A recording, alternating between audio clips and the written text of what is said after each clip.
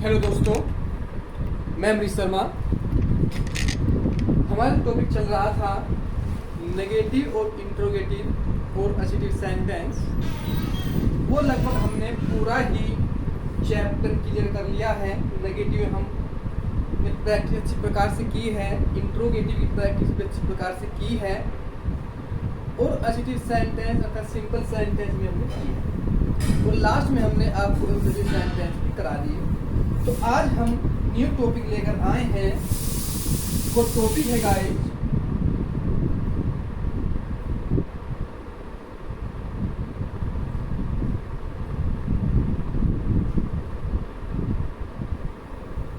Articles. वो हमारा topic है आर्टिकल्स। आर्टिकल्स एक ऐसा टॉपिक है इसमें केवल हम तीन ही चीजों को ऐड करते हैं, ए एन और दा। इसमें हम केवल ए एन और दा को ही ऐड करते हैं और इसी को हम आर्टिकल्स के नाम से जानते हैं।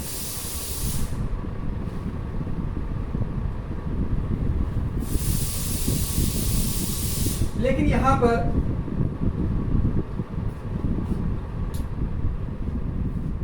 इन तीनों में अंतर है।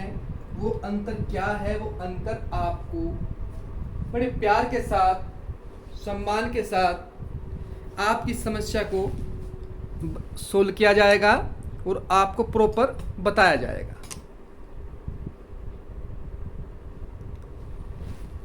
तो डिफरेंस, वो अंतर क्या है?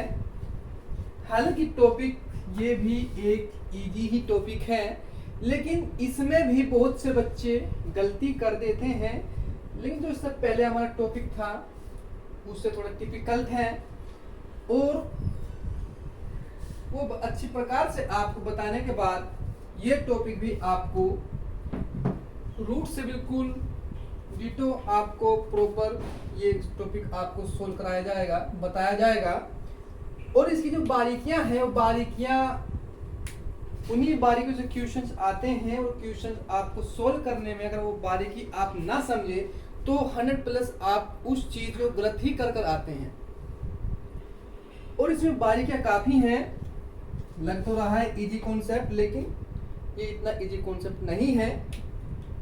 तो यहाँ पर डिवाइड किया गया है 2 पार्ट्स में। एक पार्ट है आपका ए और एन का, ए और एन का। ये ए और एन ये आपका एक भाग है। अगर इसका आप हिंदी अर्थ निकाल लें तो दोनों का हिंदी अर्थ क्या होता है? एक होता है। क्या होता है? एक। ए का भी और एन का अर्थ दोनों का एक होता है। और आपको पहले बताया गया था जब आप नर्सरी में, प्राइमरी में पढ़ते थे, तो उस दौरान टीचर ने आपको बता दिया कि ए एन का प्रयोग, ये तो अब भी है कि ए एन का हिंदी अर्थ एक होता है, लेकिन इसका प्रयोग जहां भी इंग्लिश के आर्टिकल्स,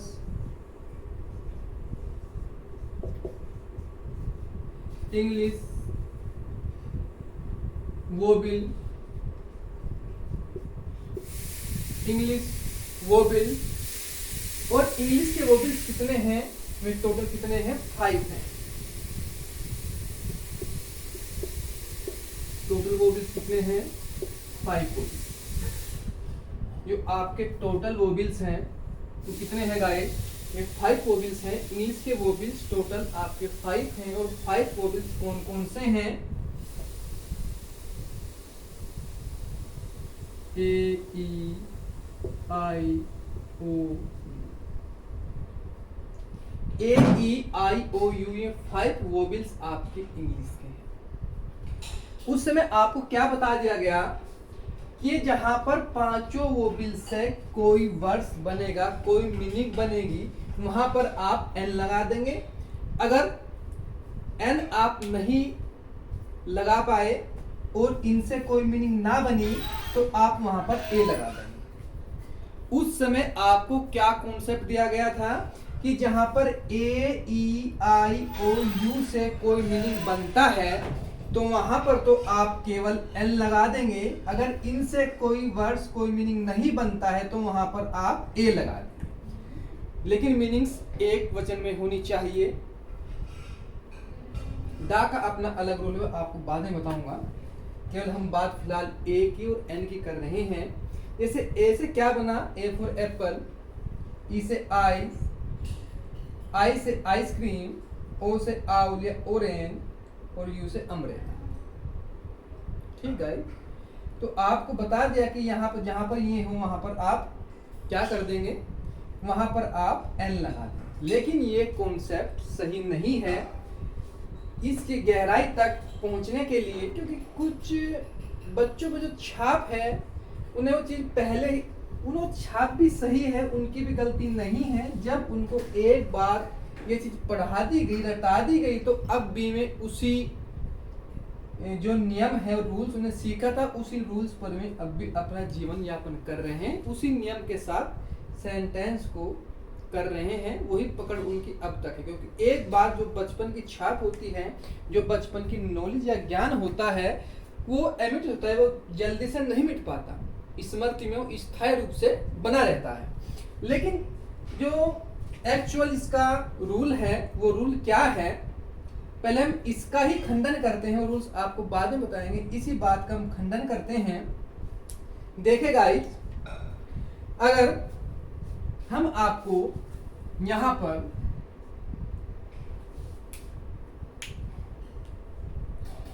हम आपको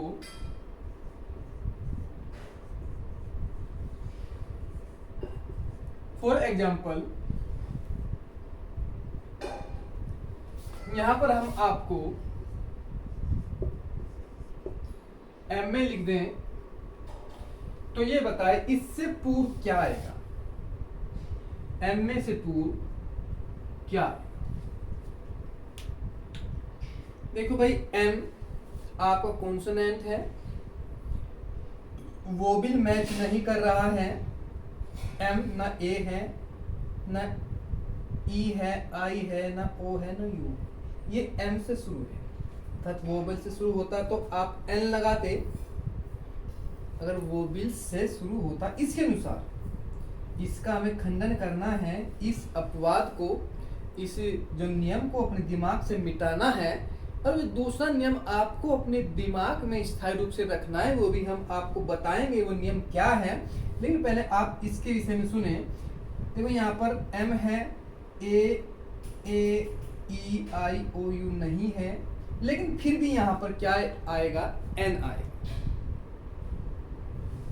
लेकिन आपके दिमाग में क्या था कि सर ने हमें बताया था कि भाई ये अगर ना हो तो वहां पर क्या लगा दें, ए लगा दें।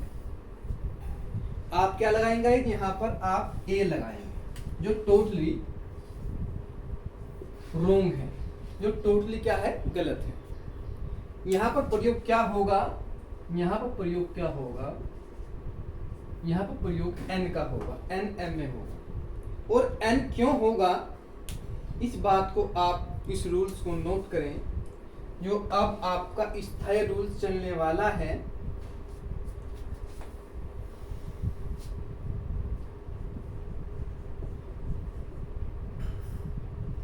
ये आपका फिक्स रूल है। देखो, हिंदी के आपके स्वर, हिंदी के वोवल, हिंदी के वोवल्स यहां से स्टार्ट करते हैं एक, क्योंकि जगह हमारे पास कम रह गई भाई। ये बोर्ड भी हमको जल्दी ही चेंज करना होगा, ताकि यहाँ चलते हैं। देखो हिंदी, ये आपके हिंदी के वोबल्स कितने हैं टोटल, 11 वोबल्स हैं टोटल। कितने हैं, 11 वोबल्स हैं। कौन कौन से, मैं यहाँ पर लिख रहा हूं, ए, आ, ई, ई ऊ औ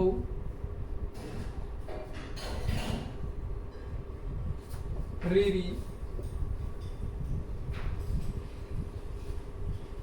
ए आई ओ आओ।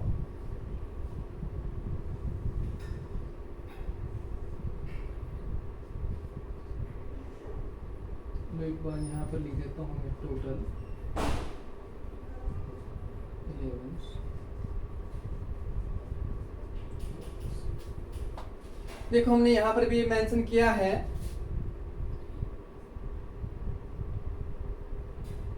कि टोटल आपके 11 वोबल्स हैं।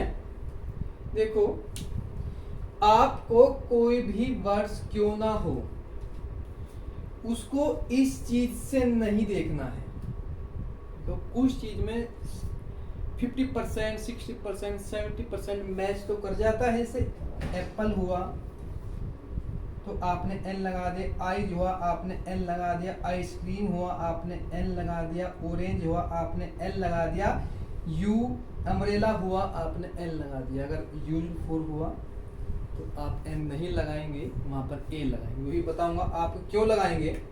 अभी आप इस बात को समझें, हिंदी के आपके पास टोटल 11 वोबल्स होते हैं, 11 स्वर होते हैं और उसके स्वर के अनुसार ही आपको ए एन लगाना है। अगर ये स्वर मैच कर रहे हैं जो ए से लेके औ तक हैं, ए आ, छोटी बड़ी ई आप नहीं कहेंगे, ई छोटी बड़ी ई गलत है, हमारी छाप चलती आ रही है, हमको ऐसे ही पढ़ा दिया गया, हम वही रखते आ रहे हैं। ए आ ई ऊ री ए आई ओ औ, ये आपके टोटल 11 हैं। तो ये जहां पर मैच करेंगे